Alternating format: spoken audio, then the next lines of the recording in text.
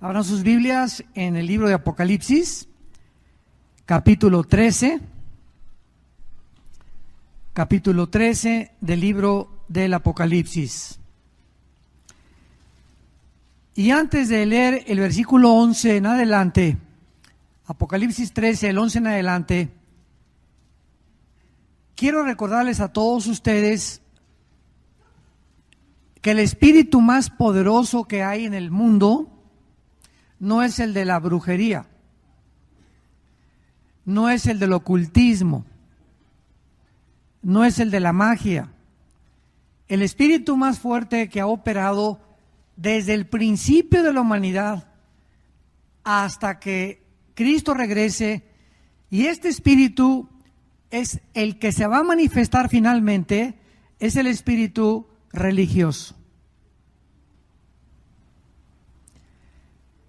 Desde el principio de la humanidad nos damos cuenta que fue el espíritu religioso el que se encontró detrás del primer asesinato de la historia, cuando Caín le quitó la vida a su hermano Abel.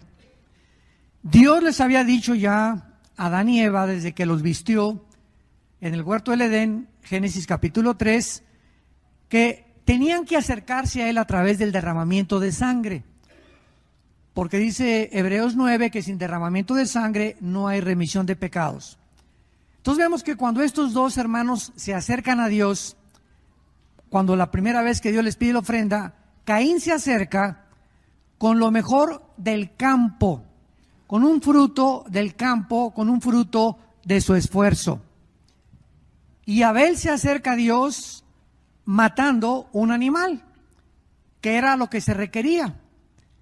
Entonces Dios le dice a Caín: no acepto tu ofrenda, y recibe la ofrenda de Abel. ¿Por qué Dios rechaza la ofrenda de Caín?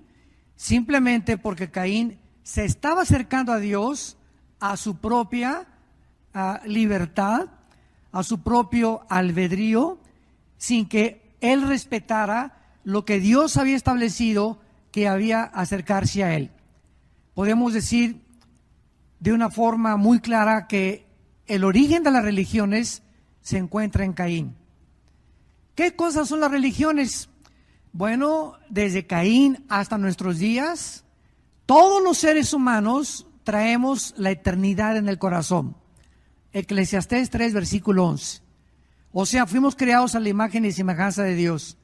Y de alguna manera, todos los tribus, civilizaciones, aztecas, los egipcios, enterraban a sus muertos con comida, porque algo les decía que lo iban a necesitar. Siempre las religiones han existido.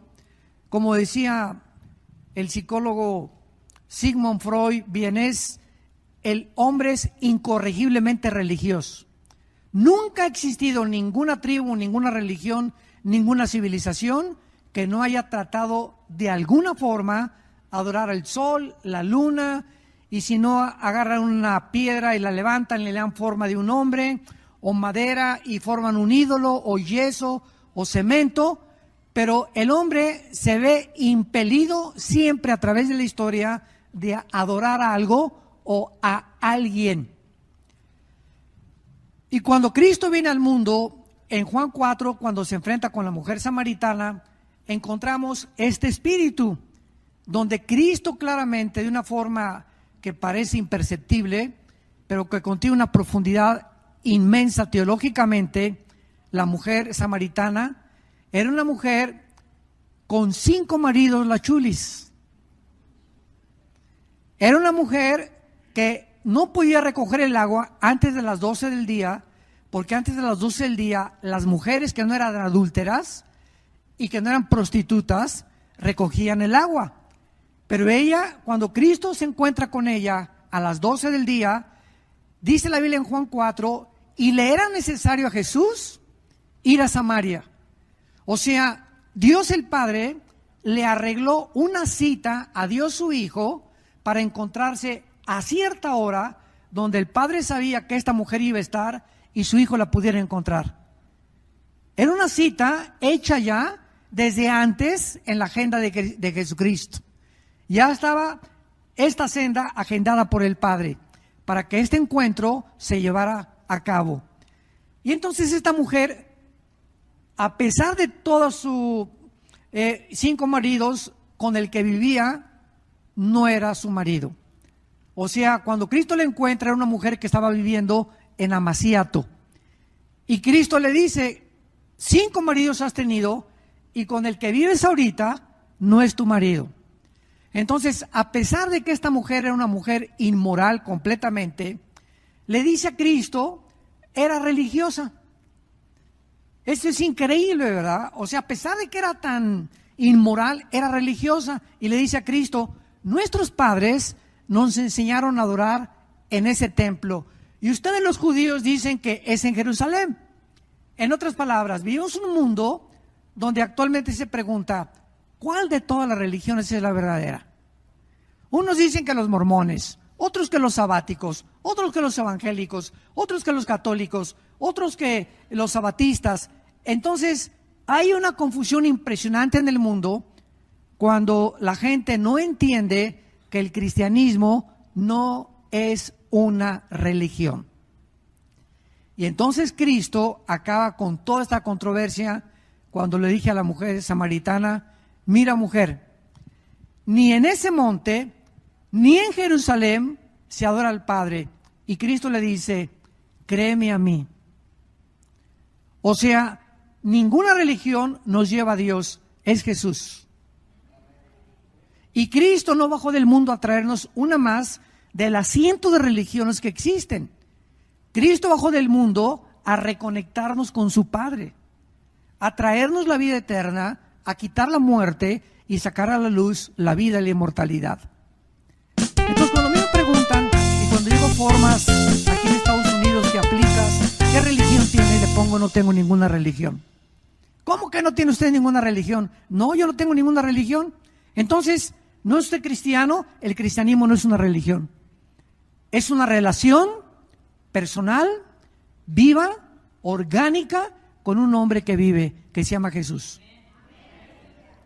Tú puedes ser católico, puedes venir a esta iglesia, puedes ser mormón, puedes ser bautista, presbiteriano e irte al infierno. Porque no es la iglesia ni es la religión la que te salva, es la persona de Jesús.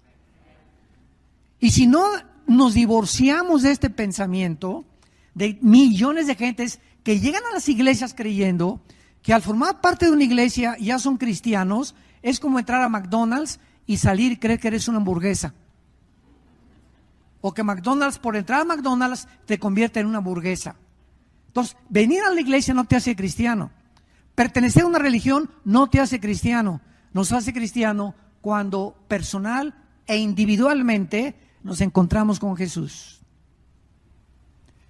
Esto es muy importante porque este espíritu religioso fue el que mató a Cristo. Cuando Jesucristo fue entregado por los líderes, ¿quiénes fueron los líderes religiosos? Los que más se opusieron a Jesús. No fueron los comunistas, ni los celotes, ni los que querían matar a Cristo, eran los religiosos. Los más grandes religiosos de la época de Jesús. Y cuando se encontraron con Pilato, se encontró el poder religioso y el poder político. Entonces vemos que el poder religioso, representado por los fariseos, le dice a Pilato: ahí está este hombre. Pilato se dio cuenta que Cristo era inocente, y entonces el poder religioso fue más poderoso que el poder político y gritaron: crucifícale. Y por darle gusto al poder religioso, Pilato crucificó a Jesucristo. El espíritu que mató a Cristo fue el espíritu de la religión. Esto es asombroso. Y como es el espíritu más poderoso, es precisamente por lo cual Satanás tiene el mejor disfraz. El mejor disfraz de Satanás no es detrás del movimiento comunista, ni detrás de ISIS, ni detrás de Hezbollah, ni detrás de Hamas, ni detrás de un grupo terrorista. El mejor disfraz de Satanás es la religión. Porque es la que menos aparenta ser mala. Entonces, mientras una persona crea que tiene una religión, se siente satisfecha delante de Dios. Y esta es la razón por la cual la Biblia nos muestra en Apocalipsis 13 que el espíritu de la religión, representado por el falso profeta que vamos a ver, se va a unir al anticristo. Y en el libro de Apocalipsis capítulo 17, más adelante encontramos a una ramera, a una prostituta, que es un símbolo, montada sobre una bestia. La bestia es el anticristo y la ramera es la religión. Entonces, antes de que venga Cristo, la religión va a dominar, porque la mujer montada sobre la bestia implica que la está dominando el poder religioso, dominando al poder político, a la bestia. Los primeros 3 años y medio del periodo del anticristo va a ser la religión quien va a controlar el poder político del anticristo. Y en el mismo capítulo 17 de Apocalipsis vemos que los 10 cuernos que representan la confederación política del anticristo se deshacen de la ramera, la queman, y son los últimos 3 años y medio los que el anticristo gobierna el mundo. Nada más 3 años y medio o 1260 días. Vemos entonces en Apocalipsis capítulo 13 que del versículo 1 al versículo 10 se describe al anticristo, y en el versículo 11 el Espíritu Santo nos declara estas palabras: después vi otra bestia. Ya no es el anticristo, del versículo 1 al versículo 10. Ahora se nos abre la cortina para enseñarnos a otra bestia que no es el anticristo. Y dice la Biblia que esta bestia subía de la tierra. Tenía 2 cuernos semejantes a los de un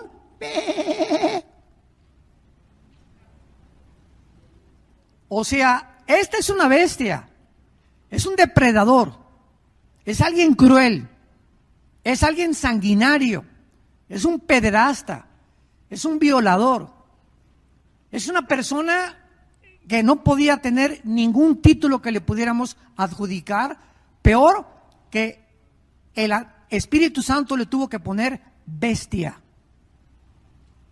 No es un leopardo, no es un oso, no es un tigre, no es un oso, simplemente es una bestia. Y esta palabra implica algo cruel, sanguinario, depredador. Pero esta bestia tiene apariencia de que no hace nada. Porque Satanás, según de Corintios 11, se disfraza como ángel de luz. Tiene la apariencia de un hombre santo. Tiene la apariencia de un hombre bueno, con cuernos, con cara de cordero, cuernos de cordero, pero habla como dragón. Vemos pues la combinación de un cordero en apariencia, pero de dentro, de la abundancia del corazón, habla la boca. Y la palabra dragón se usa siempre para Satanás. Entonces, se va a levantar en el mundo un hombre religioso en los tiempos del anticristo, que va a unir a todas las religiones.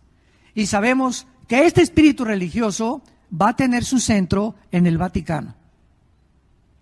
No hay ninguna duda por ningún teólogo en el mundo de que Apocalipsis 17 se refiere a Roma.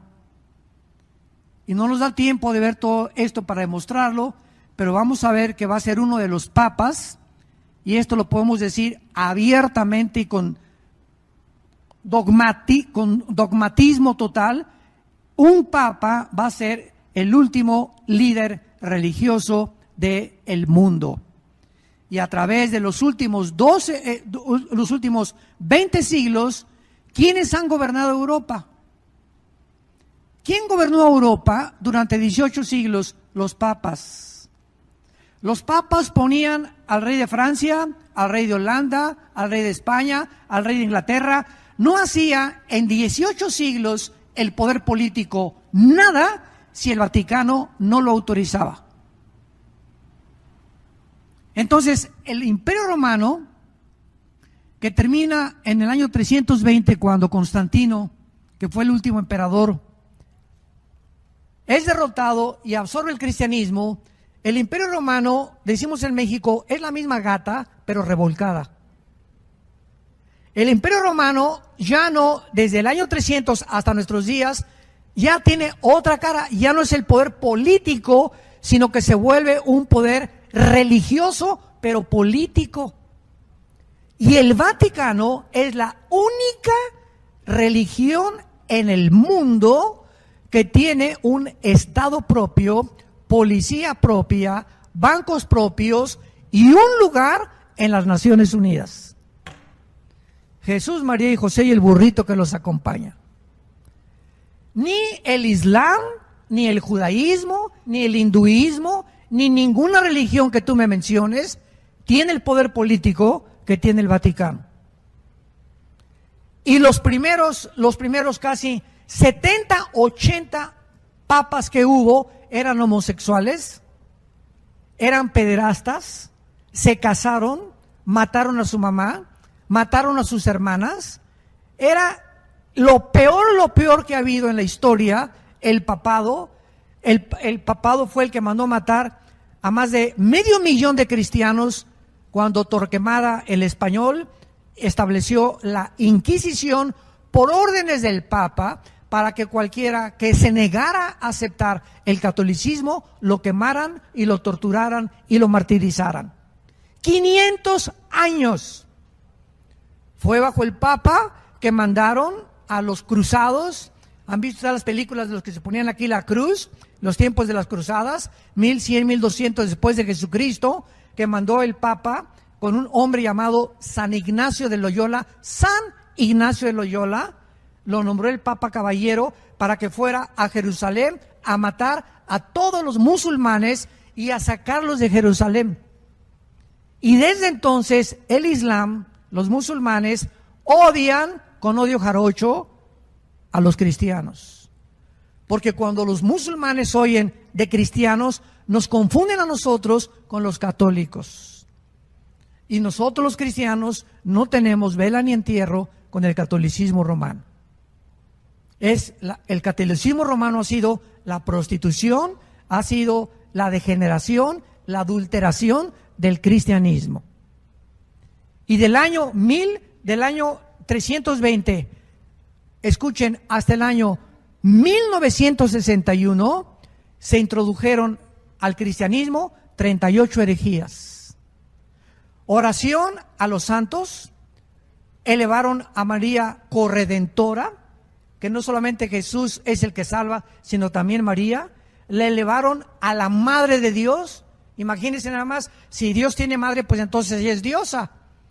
Inventaron la transubstanciación, que cuando toman la hostia, en ese momento la hostia se convierte en el cuerpo y la sangre de Jesucristo, y te la tomas el domingo, se te sale de lunes a sábado y se te vuelve a meter el domingo.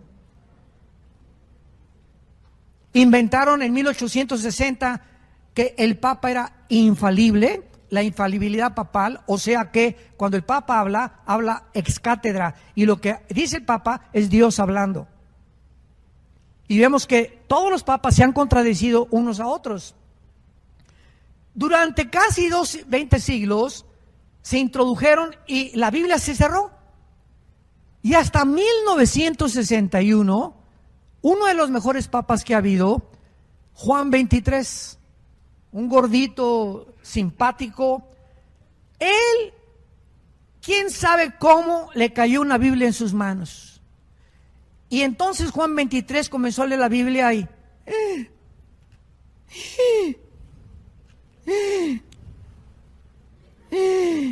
Virgen Santa, el socorro de la Macarena y de todos los que existen.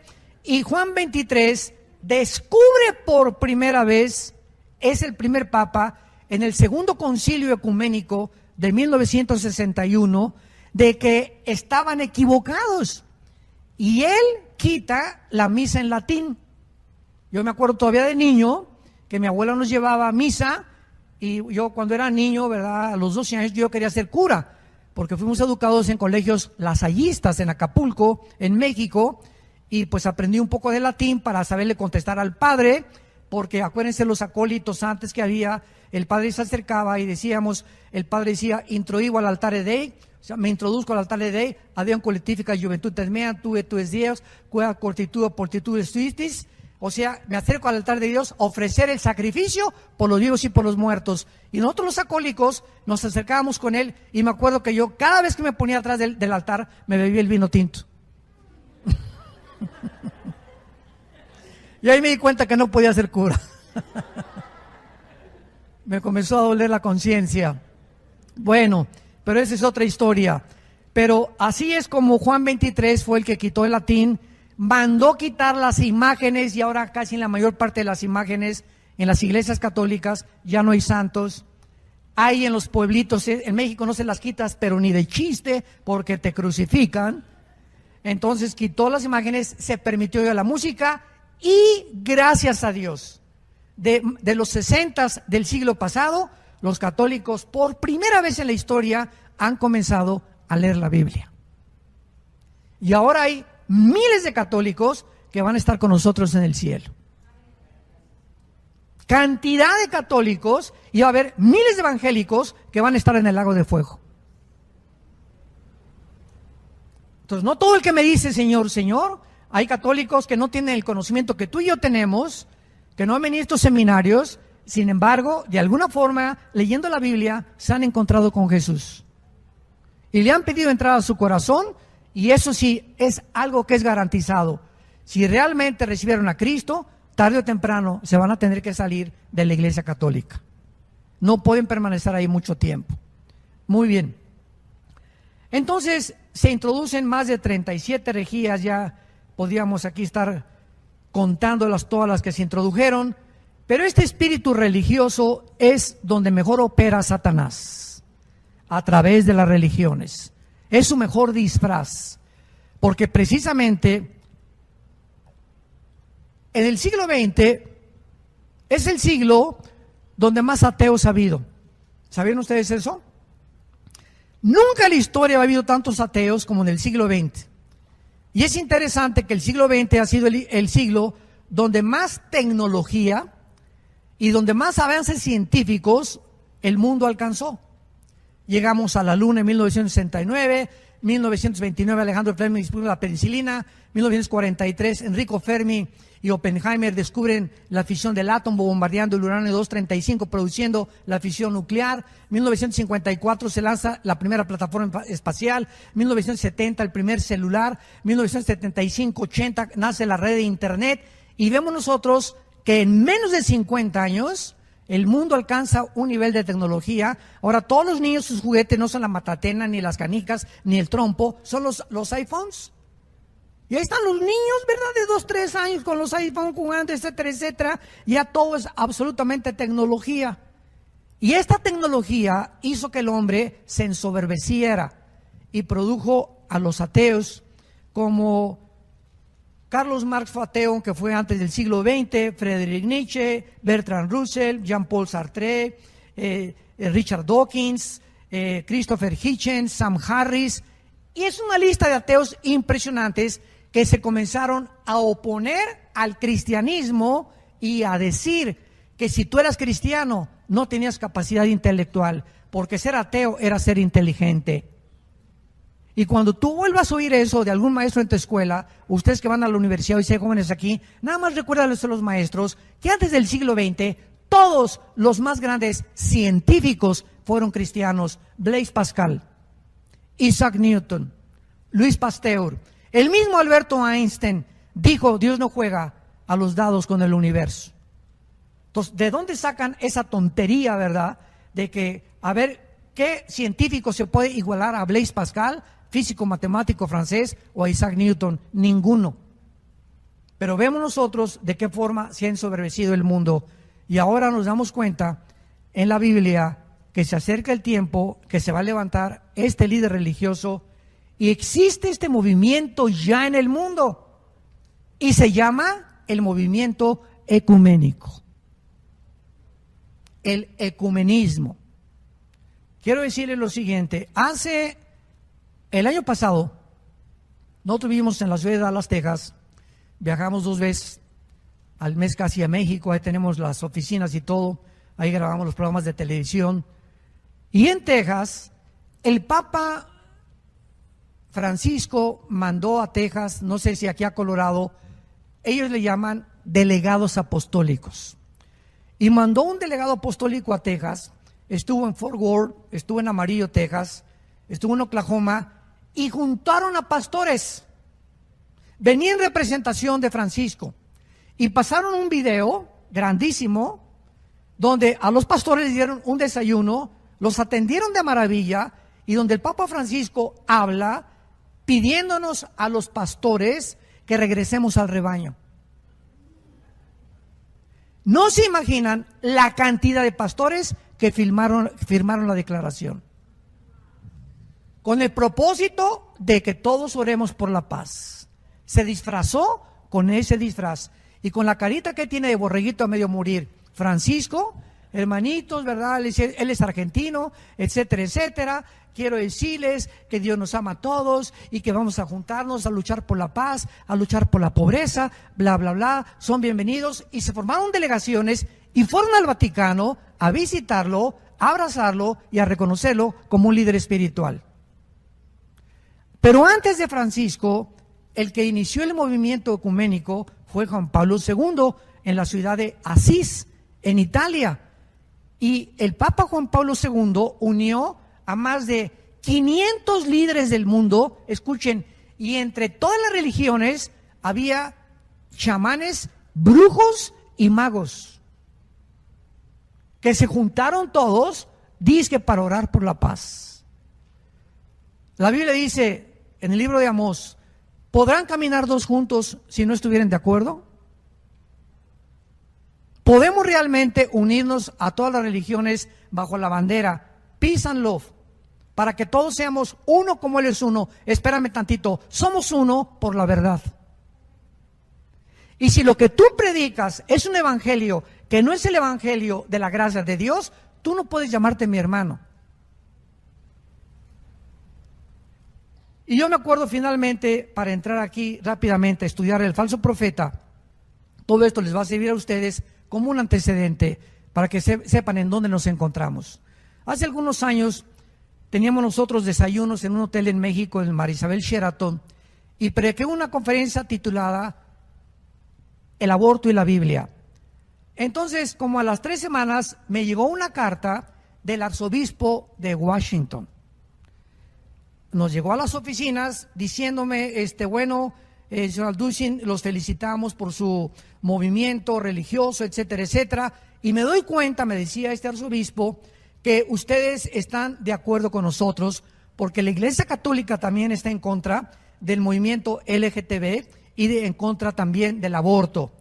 Y me pedía que si podíamos unirnos con el arzobispo de México en aquel tiempo, el mero cura de la villa donde te bautizaron, la Villa de México, y que pudiéramos unirnos para luchar juntos. Y yo le contesté en esa carta, le doy las gracias, señor arzobispo, por la invitación, y le doy gracias porque efectivamente estamos en el mismo sentido de que estamos tanto católicos como cristianos contra el aborto y contra toda la degeneración sexual, pero ustedes predican un evangelio diferente al que predicó Jesucristo. Y la Biblia de ustedes, la Biblia católica, contiene 12 libros que se llaman apócrifos. La palabra apócrifo significa de origen desconocido. Que está lleno de contradicciones, está lleno de cosas que van contra la profecía bíblica y contra la palabra de Dios. Entonces jamás le volví a hacer caso, porque es imposible que podamos nosotros predicar con una persona que él dice que la salvación es a través de Roma y que sin el Papa no hay salvación. Es un evangelio, Gálatas 1, del 8 al 12, que no es el evangelio de Jesucristo. Este último falso profeta que se va a levantar, dice la Biblia que tiene la apariencia de un cordero, pero por dentro es un diablo. Y quiero decirles algo, la maldad en el siglo XXI tiene otra cara. ¿Qué quiero decir? Antes los que eran malos tenían caras así de malos, feos, Al Capone, chejón, ¿verdad? Y con los ojos se le ve la maldad. Vean, por ejemplo, una foto de Osama Bin Laden y ponle un arcoíris alrededor. Parece San Osama de San Francisco de Asís. Ve la cara de Osama Bin Laden, no refleja nada de maldad. Cara de borreguito medio morir. Tú ves una foto de él, no proyecta maldad. Te engañaría cualquiera. Y siempre mantuvo esa cara de buena gente. Nunca lo ves así enojado, ni mucho menos. Ahora la maldad tiene otra cara. No sé si se acordarán ustedes también del hombre que mató en Florida a 18 mujeres, Ed Bundy, que lo metió en la cámara de gases, y el doctor, un doctor en psicología en California, lo fue a entrevistar el día anterior que lo iban a ejecutar en Florida, y le preguntó que era una persona, Ted Bundy, era un muchacho de no más de 40 años de edad, muy bien parecido, se vestía excelentemente bien, siempre con traje, parecía de veras un actor o una persona que nadie se hubiera imaginado que fuera un depredador de mujeres. 18 mujeres las violó, las mató y las enterró. Y cuando el doctor Dobson, James Dobson, el psicólogo cristiano, lo entrevistó antes de morir, le dijo el doctor Dobson: ¿qué fue lo que te introdujo a matar a tantas mujeres cuando tú no tenías necesidad de hacerlo? Y él dijo lo siguiente: yo comencé a odiar a las mujeres a los 11, 12 años de edad, cuando comencé a ver pornografía. La pornografía es el medio que Satanás usa para comenzar a debilitar nuestro carácter, porque dice la Biblia que la inmoralidad es lo que roba el alma de los hombres. En el libro de Proverbios nos roba, nos desintegra la personalidad. Dice la Biblia: el que comete adulterio es falto de entendimiento, corrompe su alma, corrompe su vida interior, te desintegra completamente el carácter sin que te des cuenta, porque es como la polilla. Hace muchos años teníamos nosotros un mueble en la casa y yo un día me acerqué así, que se cae al suelo el mueble, como de repente, y eran millones de polillas que se habían metido a la madera. Se veía impecable el mueble, pero estaba a punto de poder derribarse. Y así son muchas personas. Tú los ves como si nada, jajaja, jijiji, y por dentro se están desintegrando. Y de repente les cae el juicio de Dios. Y caen completamente y se dan cuenta, como este sinvergüenza de la luz del mundo que acaban de agarrar en California, que es el líder que tenía un depredador, violó a niñas y pornografía y lo que tú quieras, y de repente nunca se imaginó que el juicio y el hacha está puesta sobre la raíz de los árboles, y todo árbol que no dé fruto será cortado. Estamos llenos a nuestro alrededor de personas, de líderes políticos, de deportistas, de cantantes, etcétera, etcétera, que tú los ves exitosos y por dentro están desintegrándose de la inmoralidad. No van a llegar a ningún lado, se los va a acabar completamente Satanás. Este líder religioso, versículo 12, dice la Biblia que ejerce la autoridad de la primera bestia. O sea, aquí se nos da a entender que si este líder religioso ejerce la autoridad del anticristo, que es la primera bestia, es lógico que este líder religioso esté poseído también por principados satánicos. O sea, va a tener poderes este líder religioso grandísimos de hacer milagros. Y los últimos 30 años del cristianismo ha entrado al cristianismo lo que se llama lo sobrenatural. Hay un predicador, ¿verdad?, que ya sacaron de la red de enlace el año pasado, que predicaba, me abstengo de mencionar su nombre, que decía que si en una iglesia no hay milagros, no es una iglesia de Dios. Y que si no hay apóstoles, tampoco es una iglesia de Dios. Y puro milagro, y puro milagro, y puro milagro, y el justo por la fe vivirá, no por los milagros. Pero se ha introducido esto para sacarnos de la palabra de Dios y mantenernos en emociones. O se predica y las emociones arriba, por allá, esto y el otro, y la gente, sí, y a trabajar, a ir a la escuela, y martes y miércoles se olvidaron de todas las emociones. ¿Por qué? Porque no podemos vivir de emociones. Tenemos que mantenernos viviendo pegados a la palabra de Dios. Tú no puedes vivir de congreso en congreso. Qué bueno que hay congresos, pero hay cristianos que nada más van a los congresos y están hasta arriba y se les levantan las emociones, pero regresan a su casa, regresan a su vida diaria y es la misma rutina. No han aprendido a vivir en sus devocionales con Jesús.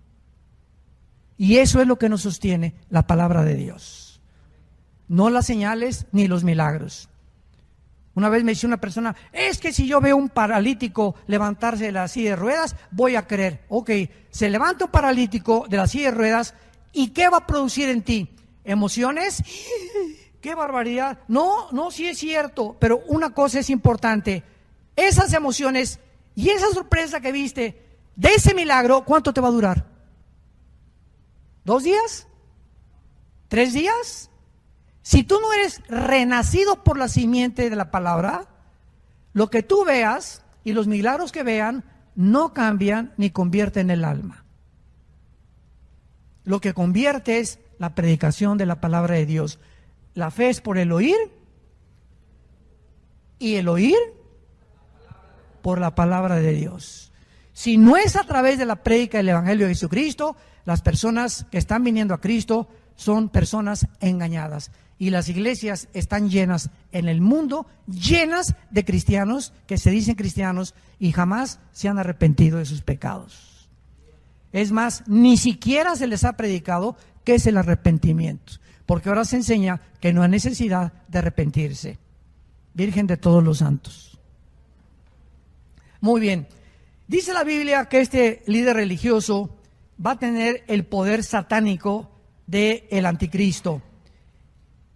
Y hace que la tierra y los moradores de la tierra adoren a la primera bestia cuya herida mortal fue sanada. Vemos nosotros que este es el espíritu religioso que mueve al ser humano a adorar a algo que no sea Dios.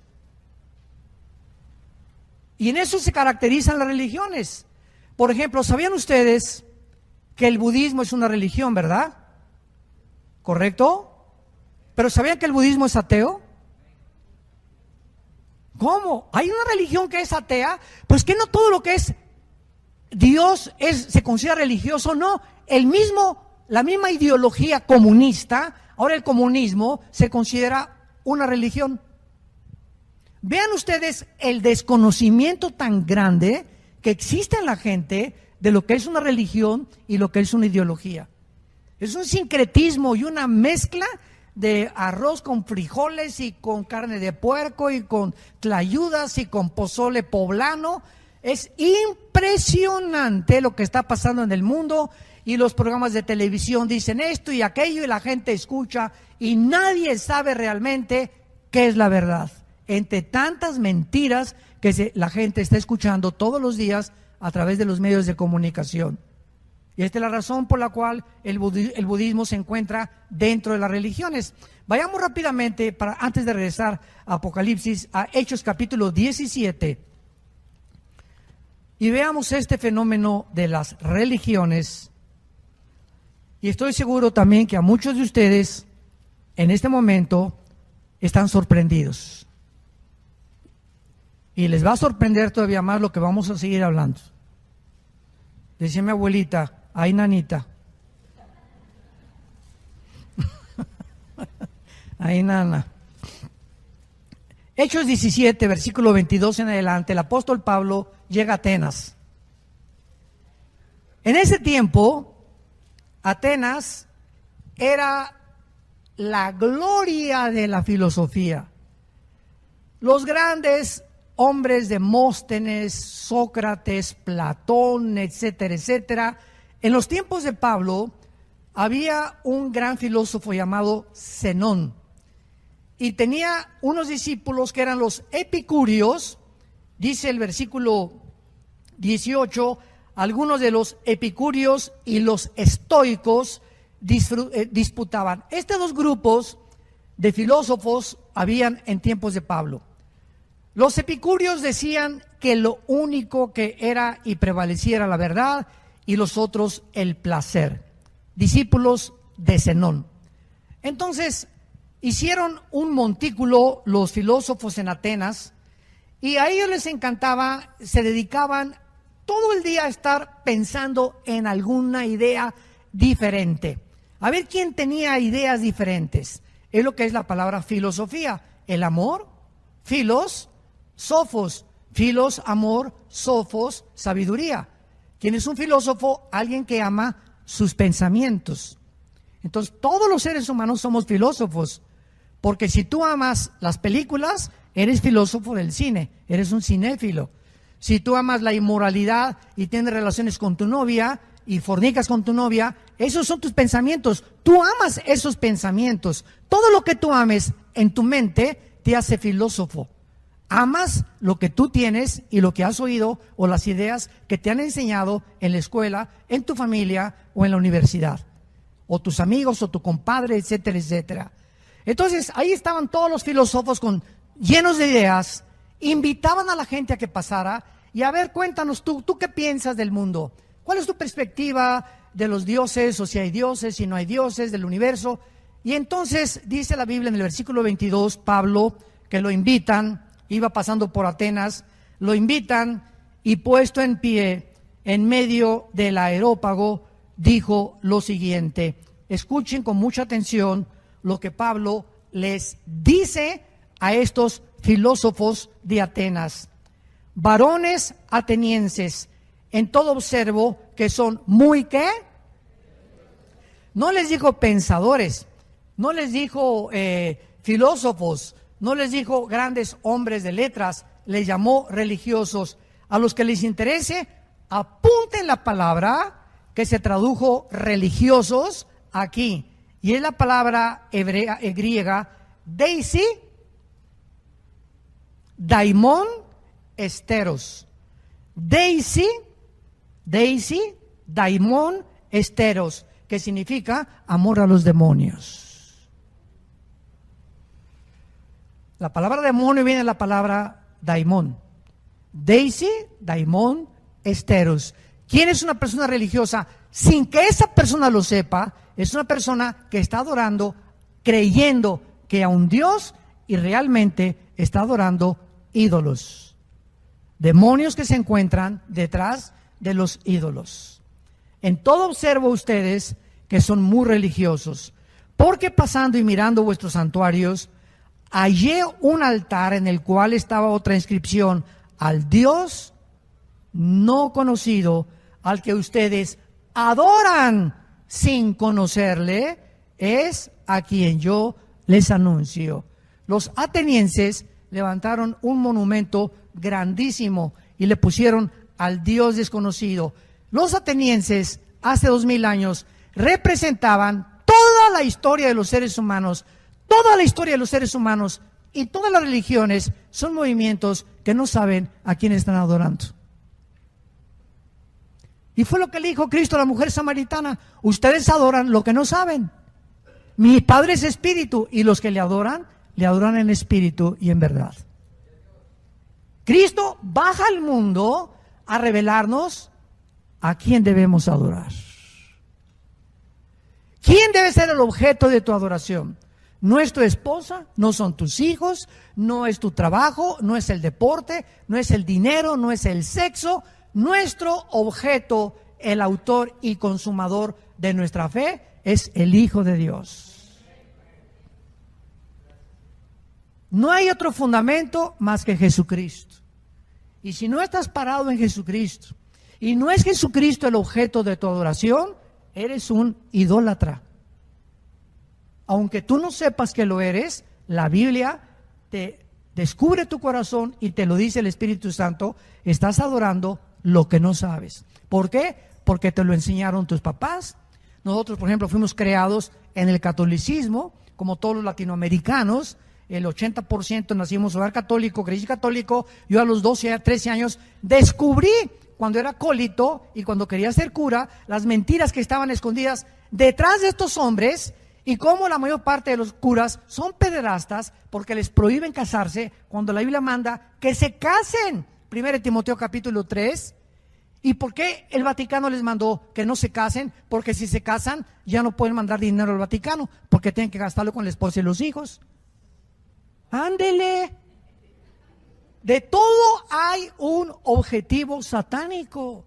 Si son bien inteligentes, no les conviene que estén casados y que hagan una casa y que tengan una familia. ¿Por qué? Porque no dejan de mandar dinero al Vaticano. Entonces tienen que mantener solteritos y por eso andan arañando las paredes. Regresamos a Apocalipsis y terminamos. Y dice la Biblia que este líder, último profeta, gracias a Dios que ya no va a haber más después de que Cristo regrese, hará señales, versículo 13, de tal manera que hace descender fuego del cielo a la tierra delante de los hombres, o sea, para que este hombre haga su aparición en el mundo en estos próximos meses o años, no sabemos. Satanás tiene que preparar la entrada del anticristo, así como Juan el Bautista preparó la entrada de Jesucristo. Antes de que Jesucristo surgiera en el escenario mundial, Dios mandó a Juan el Bautista, que era primo hermano de Jesucristo, porque la mamá de Juan el Bautista era hermana de la Virgen María, Isabel.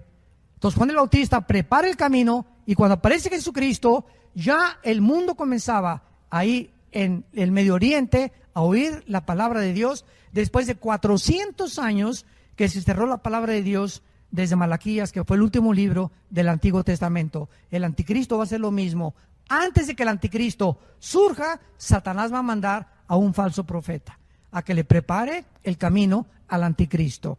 Y va a ser el falso profeta el que va a hacer que la gente adore al anticristo. ¿Cómo? A través de los milagros. Y la gente va a creer que por los milagros él es el Mesías que estaban esperando.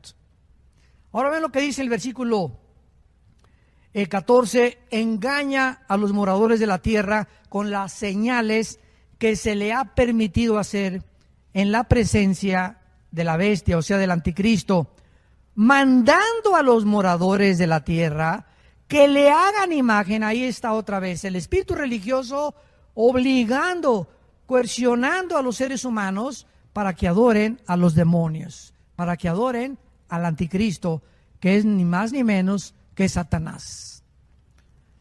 Ahora, ¿saben ustedes que el anticristo va a mandar a marcar a la gente? ¿Sabían? Pues sabían mal. Porque no es el anticristo el que va a mandar marcar a la gente, va a ser el falso profeta. Ah, ¿ya ven que no leen la Biblia? Los agarré pero fresquecitos.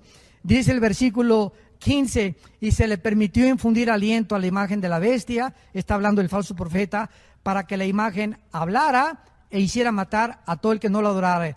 Y hacía que a todos, pequeños y grandes, ricos, pobres, libres y esclavos, se les pusiera una marca en la mano derecha o en la frente. El que está mandando marcar a la gente es el poder religioso.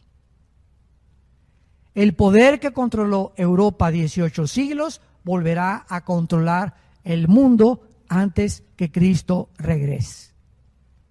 Y que ninguno pudiera comprar ni vender si el que tuviera la marca de la bestia o el número de su nombre. Aquí hay sabiduría.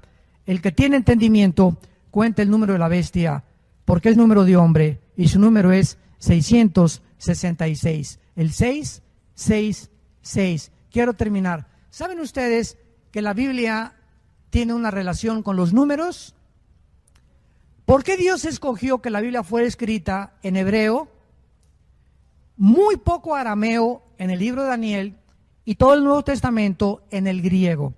Porque tanto el hebreo como el griego son los dos únicos lenguajes que cada palabra tiene un símbolo numérico. Se llama gematría, si lo quieres apuntar. No la cabala, eso es del diablo. Gematría.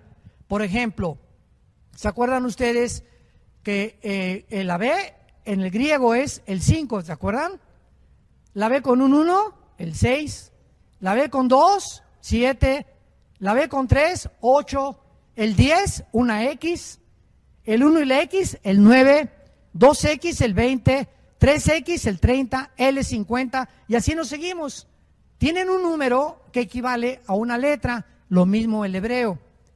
Entonces, la Biblia le asigna el 1 es el número de la unidad. El 2 en la Biblia es el número que representa el testimonio, los testigos. En boca de 2 o 3 testigos se contará toda evidencia. El 3 es el número de la Trinidad. El 5 es el número de la gracia. El 6 es el número de nosotros. Es el número del hombre, porque en el 6º día fuimos creados nosotros. El 7 es el número de la perfección, el 12 el de la prueba, y así podemos seguir. Entonces, cuando vemos nosotros 6, vemos el número 6, que es el hombre elevado a la Trinidad, el hombre hecho Dios. Satanás elevando al ser humano lo que le dijo a Eva en el jardín del Edén: serás como Dios. Elevándonos a la deidad, que es el sueño de Satanás.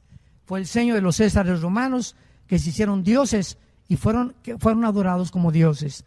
Este hombre que acaban de agarrar de la luz del mundo, ¿cuál era su característica? Cuando él entraba, la gente de la luz del mundo, de esta religión, no adora a Cristo, lo adoraban a él. Y quitemos